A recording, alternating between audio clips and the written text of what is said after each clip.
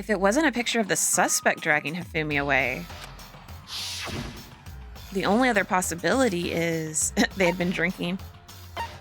Hifumi is dragging the suspect away. I got it! It's not a picture of the suspect dragging Hifumi away. I would say it's a picture of Hifumi dragging the suspect away. That's certainly within the realm of possibility.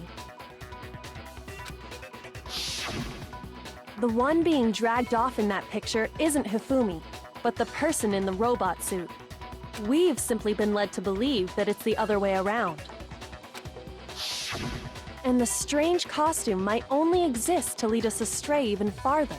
I mean, that would make sense if we're only focusing on that person in the costume. But who told us about the person in the costume? Celeste. If you saw someone wearing something like that in this situation, of course you'd notice and be suspicious.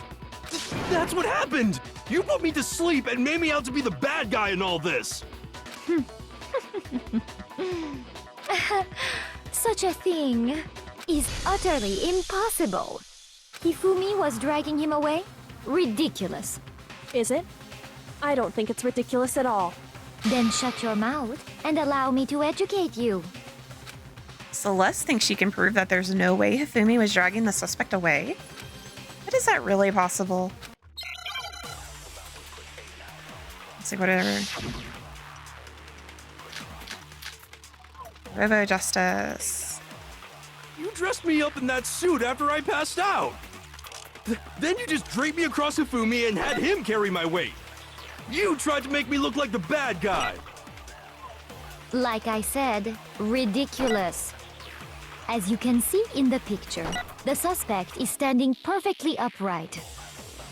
If the person inside the suit was unconscious, there's no way they could stand up. No, that's wrong! We've already went over this. You can't bend in that costume. No. Even if the person inside the suit were unconscious, they could still stand up like that. Because that Robo Justice suit had a certain characteristic. You totally can't bend at the waist. Seems like a pretty obvious oversight. That's right! They totally made a mistake when they made it, so it couldn't bend at the waist. I'm not so sure that was a mistake.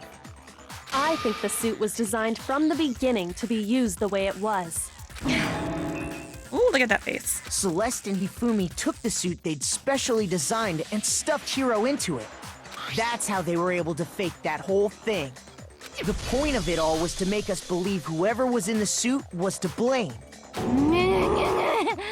Well then, I suppose this is checkmate. Checkmate?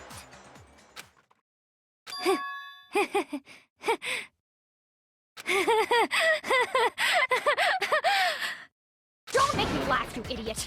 What do you mean, checkmate? Ooh. Celeste? Clearly, you want to cram me into your little guilty box. Well, there's one little problem.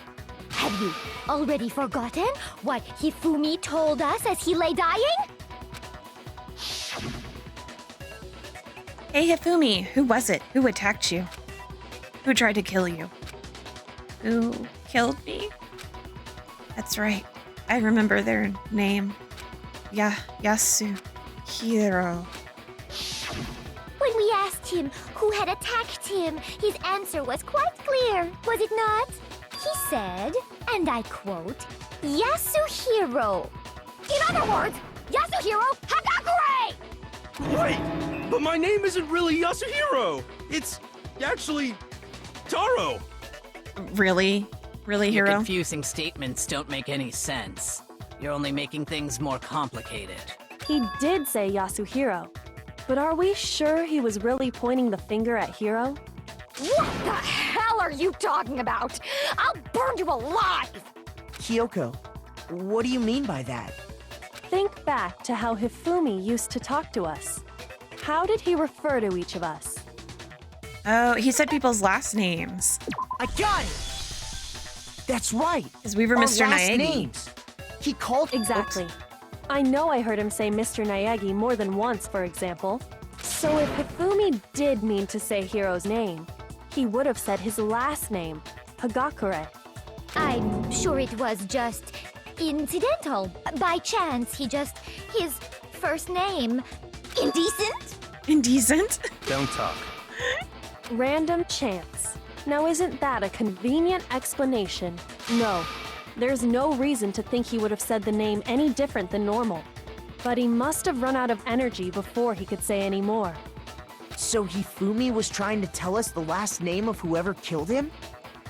But the name he said doesn't apply to anyone here. I mean, technically we don't know Celeste's last name. Well, no. Hold on. There's one person it could apply to, and that's Celeste. She never actually told us what her real name is. What did you just say? To think you'd take your false accusation so far, I don't know whether to laugh or spit! Man, this voice actress did a really good job. Come on! Enough with your idiotic blather! Yasuhiro is a loser's name! Do I look like a loser to you? Oh, well, now we know why she got rid of it. Well, do I? What? I think I've earned the right to be a little on edge. Okay, then fill us in. What's your real name? Fine! Make sure your ear holes are wide open and listen up! My real name is Celestia Ludenberg. Could you please stop making me repeat myself over and over again? Celeste still won't give up. So then, I have to do something to make her accept it. Oh, she is freaking out. Hifumi was trying to tell us something. How did Hifumi find He out? wanted us to know the killer's last name, Yasuhiro. If there's one person here who might have that last name, It would have to be you, Celeste.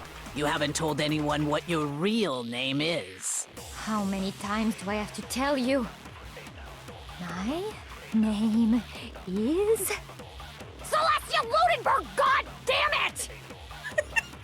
How long do you plan to go on pretending?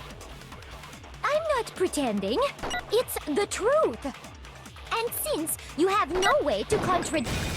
We do. No, that's wrong. We do have a way to contradict you. That's it. The handbook. What? Anytime you turn your handbook on, it shows the owner's name when it boots up, right? Monokuma told us all about it before. This handbook is absolutely vital to a healthy school life, so don't lose it. When you start it up, it will display your name. Always make sure you have the right one. Now, this is not your everyday notebook. It has so many more uses than that. So all we have to do is check her handbook, and that'll clear up everything. That's how we can find out Celeste's real name. That's an invasion of privacy. I refuse to cooperate. You would. Celeste, can you please just tell us what really happened? Please, just tell us. Even when I'm put in check, it's just my nature not to give up. Because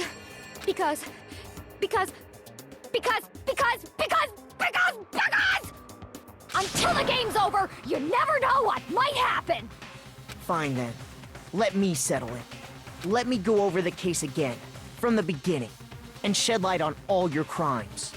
And that'll bring everything to an end.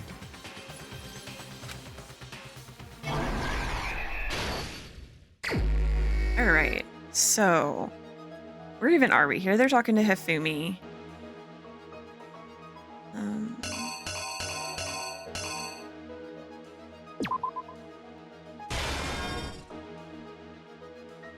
Oh, not too far. Why is this one in here? It's kind of weird. That's this. Okay, so they meet up at this time. They drug Hiro. So here's Hiro. They put him in the costume.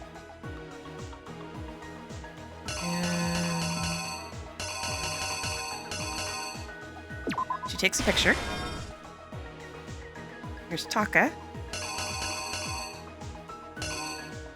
And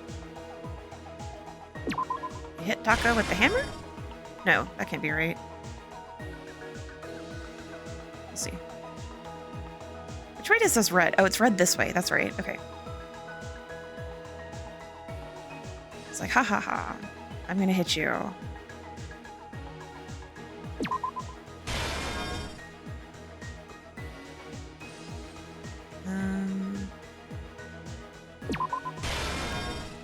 I don't know. There's so many hammers. Oh, look at him doing a magical girl transformation.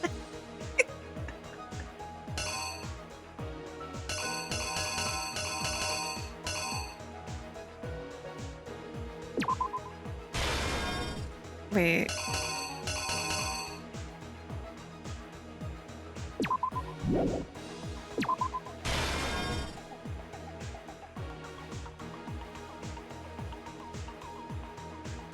Oh, he's such a... What the heck is this? Anyways,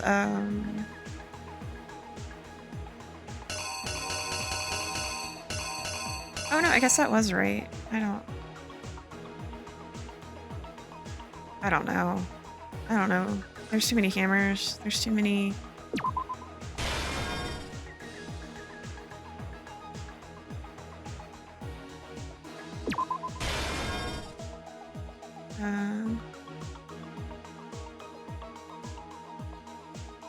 Oh wait, this one goes here.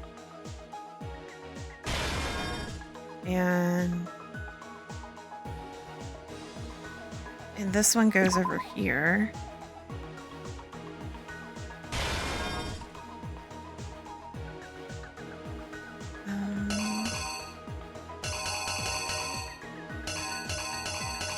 I'm confused. What goes here?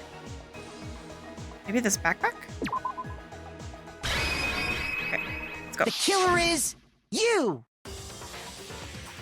Before anything, the killer persuaded someone to help carry out the murder. And that person was...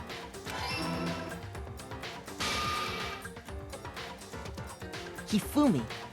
With an accomplice, the killer was able to execute a number of otherwise impossible schemes.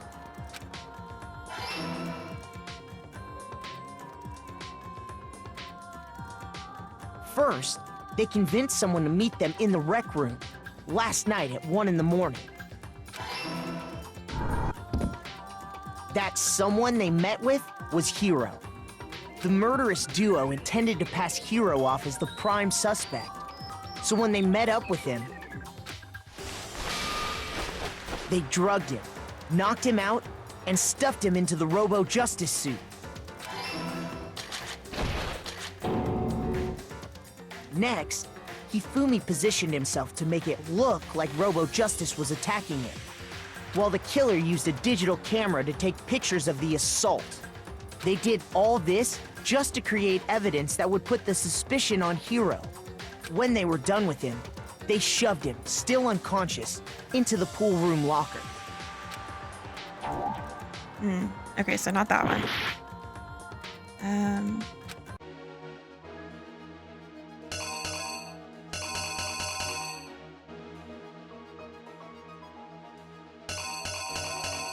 Oh, the watch? The killer is you!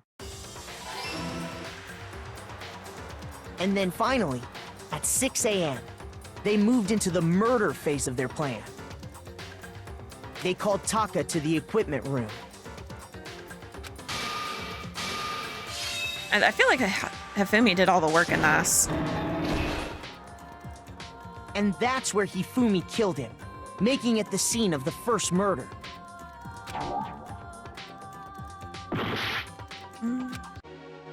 Okay, so not that. Oh, here, this one. That one goes there. Okay, hold on.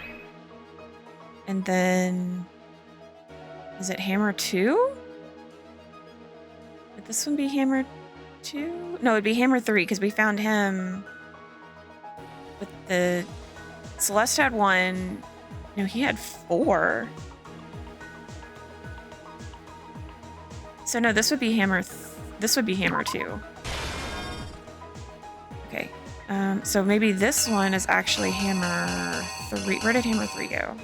Not the backpack, hammer 3. Here's try that. exactly what happened. And that's where Hifumi killed him, making it the scene of the first murder. The murder weapon was Justice Hammer 4, which was left there in the equipment room. The reason hammer number 4 was used was to create confusion about the order of the crimes. So, next they falsified 2 more assault incidents. For these attacks, the killers pretended to be the victims to solidify Robo Justice as the suspect. The first fake incident was the attack in the rec room. There, the killers wanted us to see Justice Hammer 1 and the Robo Justice pictures they'd taken. They wanted to make sure we bought the surprise attack story. The second fake incident was the attack in the library. This time, they planted Justice Hammer 2 and an injured Hifumi to sell us that story.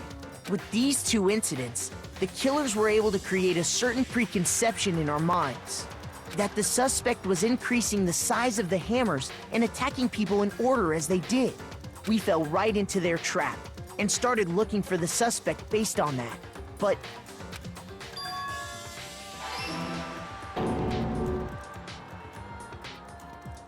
while we did that, we left Hifumi alone in the nurse's office. This was exactly what Hifumi was hoping for. I love that, Matt. We took a blood packet from the transformation. refrigerator and Justice Hammer 3 and turned the room into a crime scene in which he himself had apparently been brutally murdered. He let out a scream to draw us back, and when we returned, that's what we found. Meanwhile, the other group that had been out searching found Taka's body at the same time. So when we heard the body discovery announcement, we naturally assumed it was for Hifumi.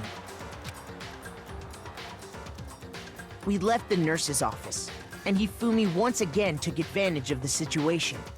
He simply got up and made his escape. When we learned his body had disappeared, we all rushed back to the nurse's office. And once again, Hifumi had the chance he was waiting for. This time, he snuck into the equipment room.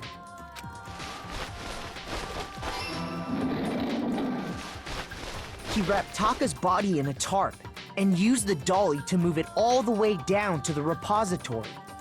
That explains how each of the bodies disappeared. But even Hifumi didn't know what the true killer had in mind for their final act. Their plan all along was to kill Hifumi and get rid of the one person who could betray them. And they did it using an ordinary, everyday hammer from the repository. That should cover everything that happened in this case. And the villain behind it all is... Oh my gosh.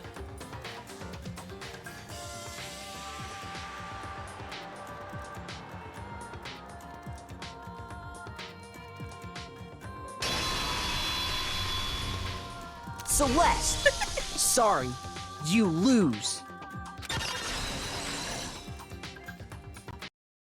I lost? I lost? When was the last time I was forced to utter such words? They hang heavy around my neck. Then you admit it? You're the killer? Listen to you, trying to take charge, as if you're my private instructor. I, Celestia Ludenberg. Actually, no. Taiko Yasuhiro is fine. Taiko? So, you finally accepted it. I'm the kind of person, once I've lost, I don't like things to drag on. Interesting.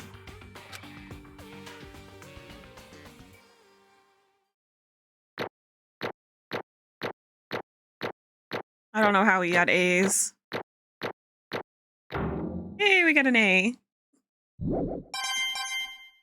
We got coins. We're gotcha. Okay, Monokuma. I'm ready to begin. Or, no, I suppose this is the end, isn't it? It is indeed the moment we've all been waiting for. Time to vote. Okay? Okay. If you would, please locate your lever and cast your vote. And when the votes are tallied, who will become the blackened? Will you make the right choice or the dreadfully wrong one? What's it gonna be? What's it gonna be?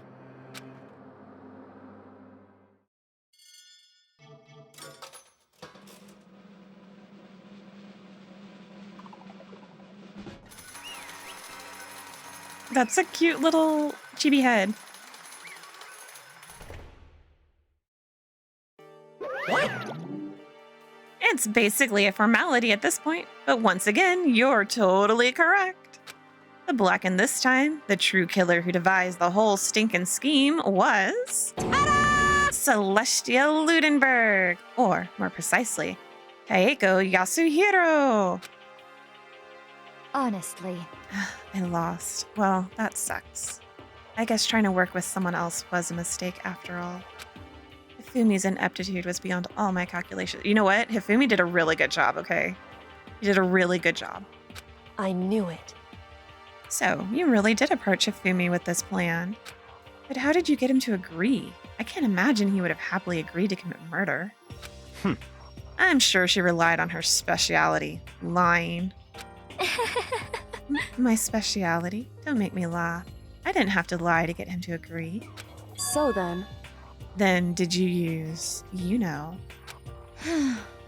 I knew you'd figure it out, Kyoko. You're absolutely right. To get Hifumi to act as my accomplice, indeed. I used her. For everyone who's still left, I'll avoid mentioning it by name, but it was the one thing Hifumi and Taka were both super into. Does she mean? Is she talking about alter ego? Say what? What? What? What are you talking about? just a second. Don't interrupt. We're in the middle of a very important conversation here. Oh, I'm totally out of the loop as usual. How sad.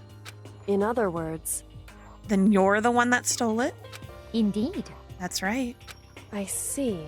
And you used it to drag Hifumi into the plan you'd come up with. Right again. Last night, after we had our meeting about how it disappeared, I paid Hifumi a little visit. What are you doing here? Actually, I was hoping I could talk to you, alone. It is about what was stolen. I know who did it. What? are you okay with this? It was Taka. He stole it. So then, And I have proof. Would you like to see it? As it turned out, I'd found a use for the digital camera. I'd taken you-know-what to Taka's room earlier and took pictures of it there. I deleted the picture as soon as I'd shown it to Hifumi, of course. Damnation! So it was him. But how did he do it? She was supposed to yell if either of us got close to her. Oh, you are correct, which is why Taka forced me to steal it. Say what? as for me, Please forgive me. He threatened me. Oh, He did? as for me, He came to my room last night unannounced, and then it's hard for me to even say. How dare you slander Taka? How dare you, Celeste? what? And he took pictures. He said if I did not do as he asked, he would show them to everyone. So I had no choice. Damnation! That's a crime, an absolute crime. It is a crime. I knew he'd gone a little crazy, but Say what? I never imagined he would go that far. It was amazing how completely he bought it. I can't express how enjoyable that was. I'm about to say something I've never said before in my life. Completely unforgivable! I'm going to kill him. most unfortunate. Wait, please, if you go now, you'll be playing right into his hands. Why do you have an outfit back there, Hifumi? Actually, Taka is planning to use her to escape. And he has made you his target. What? Escape? You don't mean... Taka is going to try to kill you. Indeed. And also he can keep her to himself. This is unforgivable! Exactly, unforgivable. Completely unforgivable!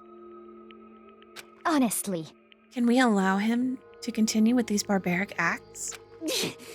Absolutely not. How could I? She... I swear I will save her! Actually, Good for you. Is that a monkey in the corner over there? Then, would you like to join with me? It just so happens I have come up with a plan. I have devised a way to reclaim what he has stolen and escape this dreadful school. And with that, it is complete. What are you talking about? Oh, nothing. Ifumi agreed without a second thought. The effect the item had on him was remarkable.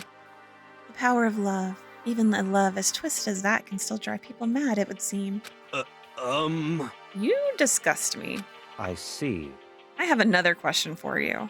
Was that strange costume Hifumi's creation? indeed. Yeah, it was a real pain in the butt, too.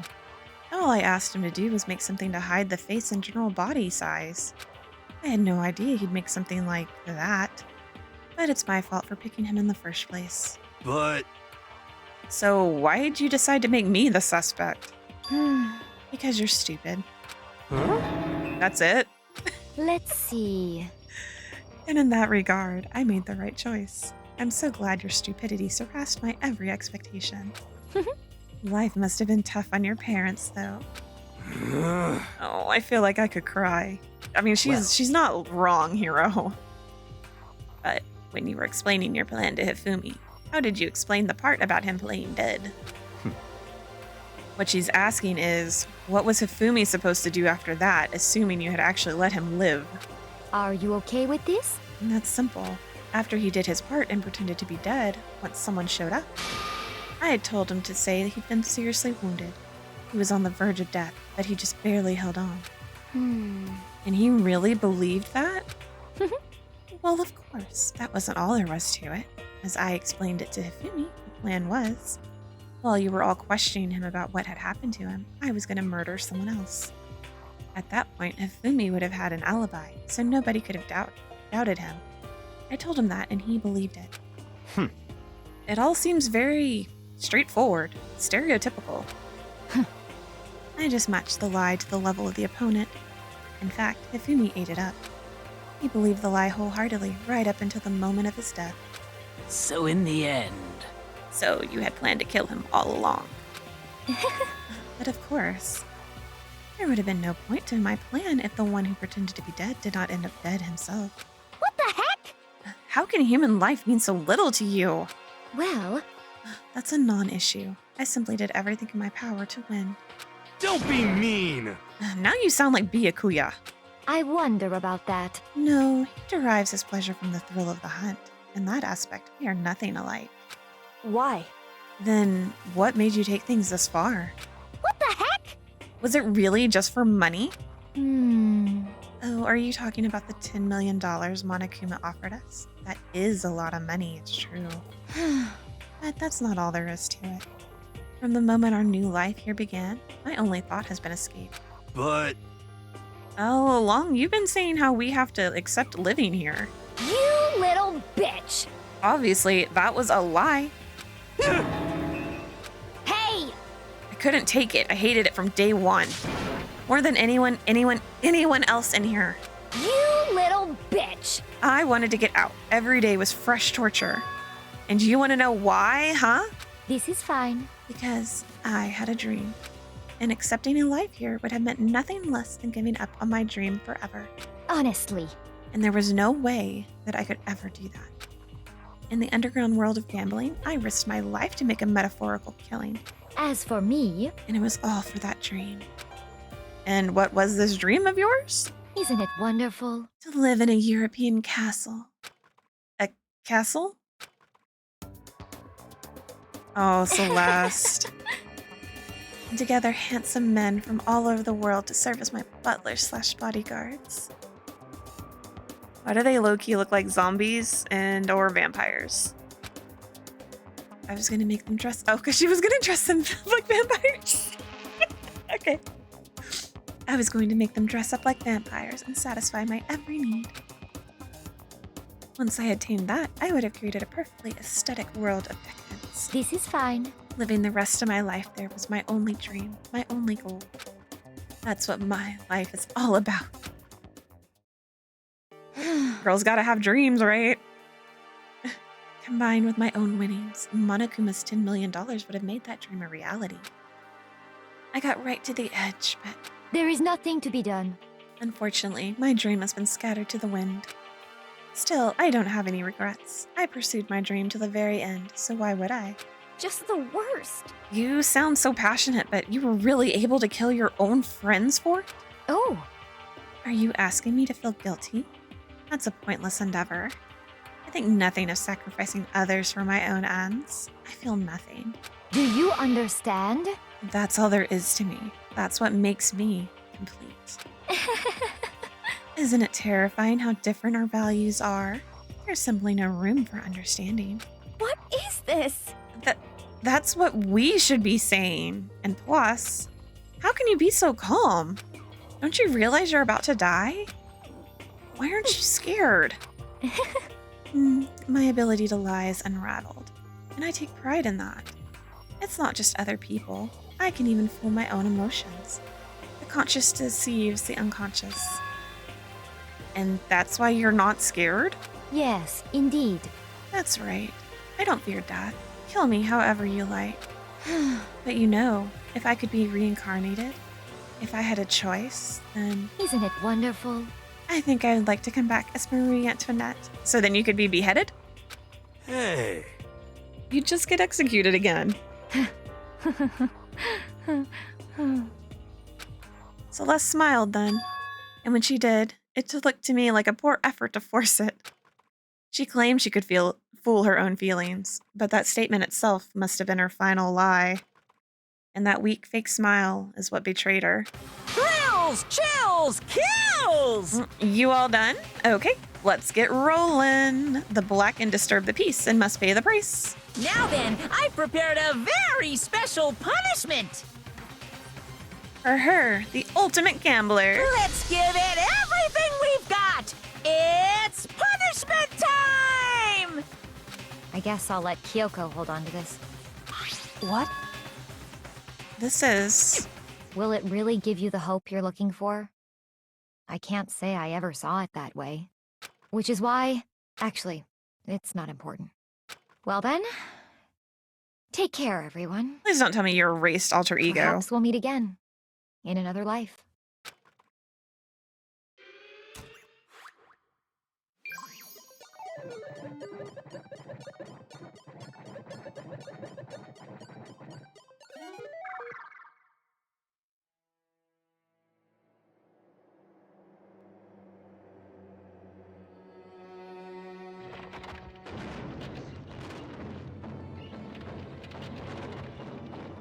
Oh, is she getting burned? It looks like she's gonna get burned at the stake. Oh, the burning of the Versailles witch.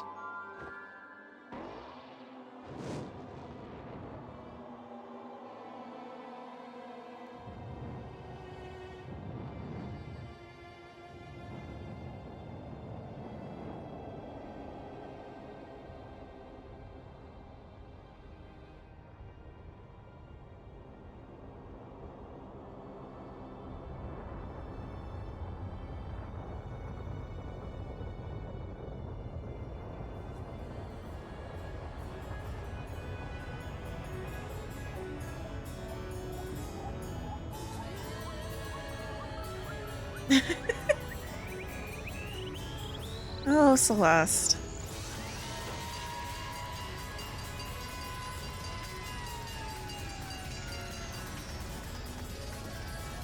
Oh, and hit by a truck.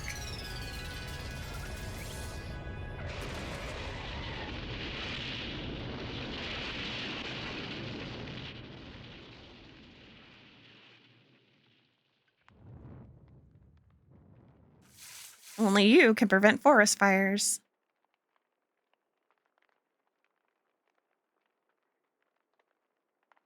Right, Monokuma?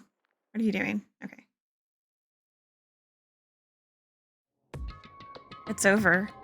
The third execution is over. Celeste's death is over. Celeste killed my friend, so I can't pity her, but I also can't deny that at one point I considered her a friend too. And for him to just come along and... Isn't it just awful? Someone couldn't cut free of their regrets from the outside world, and so more people had to die. Extreme! You guys are still young. You need to place more value on your lives. What are you gonna do? Jeez, and here I thought you guys were gonna pass the torch of hope to the next generation. Let me out of here! What do I care about hope? I'll throw it in the trash if you just let me out of here. Too bad. You're all the embodiment of hope, whether you like it or not. And it's my destiny to knock you down one by one. It's sad, yes it is, but that reality just can't be avoided. Don't talk like you're not responsible. How long are you gonna make us keep going through this? What do you want from us? How strange. Ugh, God, I'm so sick of people asking me that. Give it a rest already. So anyway, Kyoko, did I see you get some kind of key type object from Celeste? Hey! Hey! So, what's the deal with that? What? What's the matter? So then, I'll answer your question if you answer mine. you... What did you do? What did you do to me? Ooh. What? Hey, Oh no, what did you... Answer me. What did you do to my body? Ooh, how exciting. Oh man, oh geez, oh man, oh geez. What do you mean? What did I do? I have no idea. I don't know anything about it. Oh, is she a cyborg? Maybe she's a cyborg. What was that just now? A mastermind did something to Kyoko's body? What does that mean? Hello. Okay, things are getting kind of awkward. I think it's about time I got out of here. Well, Meanwhile, you guys can go on enjoying your school life. If you get lonely, give me a shout. Not that I'll do anything about it, of course. see ya later. Monokuma disappeared, leaving us all depressed and in despair. Although it wasn't all despair, there was one small hope. Hey, Kyoko, Monokuma already mentioned it, but what's that key that Celeste gave you? so... Most likely, it's the key to one of the dressing room lockers. Huh? What? Then that means... Ugh, Celeste probably hid it in there. Hey, I suppose sometimes it's easiest to miss what's right beneath your nose. Well then, we'd better go check. Indeed. Good idea. We left the courtroom and rushed to the dressing room. As we approached the dressing room, Kyoko looked back at us and said, Hey, I'm gonna go on alone from here. Everyone else head to the dining hall. I'll check in with you later. What? Why exactly are you going alone? so... Do you even have to ask? As she spoke, she glanced quickly at the surveillance camera. Come on. That's not what I mean. Why you? There's still the risk of a spy, you know. Then I'll go too. What? You? Please, let me go. Standing here arguing is just going to draw more attention to us. Goodbye. Do whatever you want. Thank you, Byakuya. well then. And it's up to you now. Yo! I'm going to go to the dining hall, okay? So Makoto and Kyoko are going to go together? Oh, Hina. Not Hina. Yes, Hina. Does that mean what I think it means? No. Okay. Good luck, Makoto. Girls like her are total pushovers when you show a little backbone. Jeez, Hina. I tried to forget what Hina said. Everyone headed to the dining hall, leaving me and Kyoko here alone. Shall we go? Yes. So then, We need to get into that locker. Kyoko took the key Celeste had given her and unlocked the locker. And as the locker swung open, we saw... You really came. Good morning! It's been a while, hasn't it? Oh, it's safe. Thank goodness. I'd never heard Kyoko sound so relieved. It was like she was speaking from the bottom of her heart. I did just what Celeste asked. I didn't say a word. I stayed quiet the entire time. So, Oh, and I think I might be able to open the last set of files soon, maybe as early as tomorrow. I'm doing my best, so please wait just a while longer. So, now we can officially say the case is closed. As far as this incident is concerned, sure, but can we take a second? Since we have this opportunity, I want you to be honest with me. Kyoko, please tell me, what are you trying to do all on your own here at the school? you. Is that why you wanted to come here with me? However, Regardless, that's not something you need to know right now. I don't need to know? That just makes me even more worried. what? Worried? Like what happened during the investigation this time. You disappeared and we didn't see you again. Without warning, without explanation. When you do that, Indeed. it's only natural that they think I'm a mastermind spy, right? And you too. No. I believe in you. What? You believe in me? Isn't it obvious? People believe in their friends, right? That's why I want you to tell me. And I want you to believe in me too. Because we're friends. I understand. It's true. Then maybe I can believe in you. Just a little bit more. Then, That's fine. fine, I'll tell you. I'll tell you why I've been disappearing and where I've been going. You see. What I heard from Kyoko then was, well, frankly, it kind of blew my mind. Right after I told Kyoko I believe in her, she told me a story that was, well, almost unbelievable. I decided I had to confirm what she told me with my own two eyes, so I waited for nighttime to come. And when it did, I went into action. Where are we going? Where are we going? Correct. The boys' bathroom on the second floor doesn't have a surveillance camera. Oh, it doesn't have a monitor? And in the storage closet there, way in the back. She said it was way in the back of the boys' bathroom storage closet, but could Kyoko really be right about this? Boys' bathroom. Also, how did she get into the boys' bathroom? I tried to get in the girls' bathroom and it wouldn't let me. Oh, look, there really isn't a camera in here. Where are we going? Back here? It's just a normal storage closet as far as I can tell. The secret Kyoko told me about, could it really be hidden here? What am I... Oh, wait, what is this? She said it was way in the back of the storage closet. But I mean, seriously? Without thinking, I placed my hand on the back of the storage closet. And suddenly, as if I were being yanked in, I shunk. At the same time as I heard that sound, I fell through the wall. I had no idea what was going on. What? I had fallen through the back of the storage closet. It turned out the back wall was like a revolving door, and I'd made my way to the other side, just like Kyoko had said. Correct. Yep. And there's a secret room. There is a secret room. Oh my gosh, so this is the secret room. But what's in here? Books. There's books.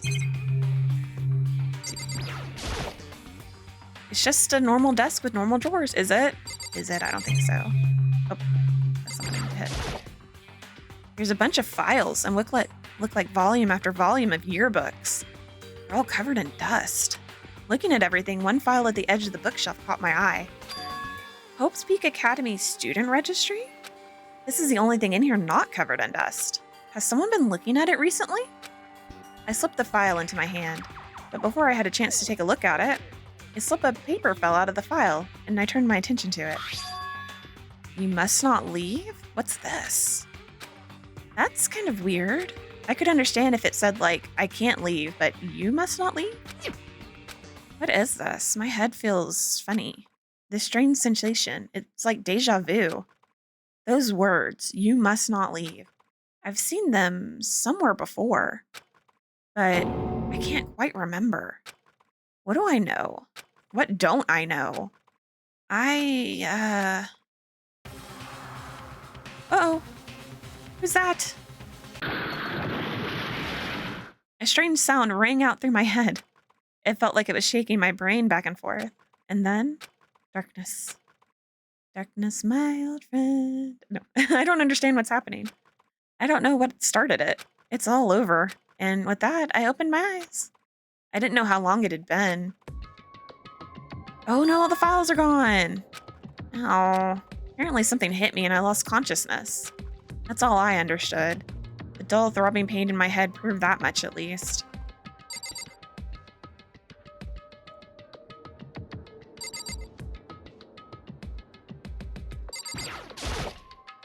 An empty bookshelf? Empty. Gone. It's all gone. The yearbooks, the student registry, and even the note that had fallen on the floor. It's all gone? What does this mean? But my brain refused to do any more work. The insistent pain in my head began to spread across the rest of my body. For now, I should go back to my room, get some rest. My body was heavy with pain, my mind heavy with thought. I dragged myself back toward my room. Somehow I made it back to the first floor of the school. Oh no, the farther I walked, the more I felt. Things are getting blurry. He probably has a really bad concussion. Can't see in front of me. I couldn't stop myself from collapsing right there. And after that...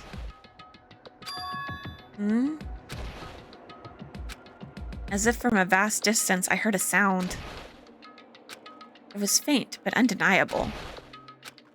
That sound, it's coming from the gym? We're even going to the gym? Okay, yeah, we are. As I desperately hauled my shaky frame toward the gym, the sound got stronger and stronger. What are these sound effects? What's going on? It can't be nothing. Here in the gym? Let's go in the gym. I didn't make a sound as I opened the door to the gym. Sounds coming from inside, meanwhile, only intensified that much more. Ka-cha! Baku! Yahaha! Yeah! Paching! Sha-sha-sha! Sakura, are you fighting Monokuma? Before me, there raged a battle beyond anything humanly possible. No, one side's not human, that's for sure, but regardless, I couldn't stop staring. I forgot to move or even breathe. Why, you? What do you think you're doing? I asked you a question. What's the meaning of this? How dare you defy me? This wasn't part of the deal! Sakura, you made the deal with Monokuma? I thought it was Byakuya. The deal? I've made a decision. I will no longer retreat, no longer compromise, no longer regret. I've made my decision. I'm going to resist you. Okay, but you do realize what will happen if you go through with this, right? You haven't forgotten, have you? What I'm holding hostage? What am I looking at? What am I hearing? Hostage? Then could it be the mastermind spy is a next generation legend? Stand tall, galactic hero.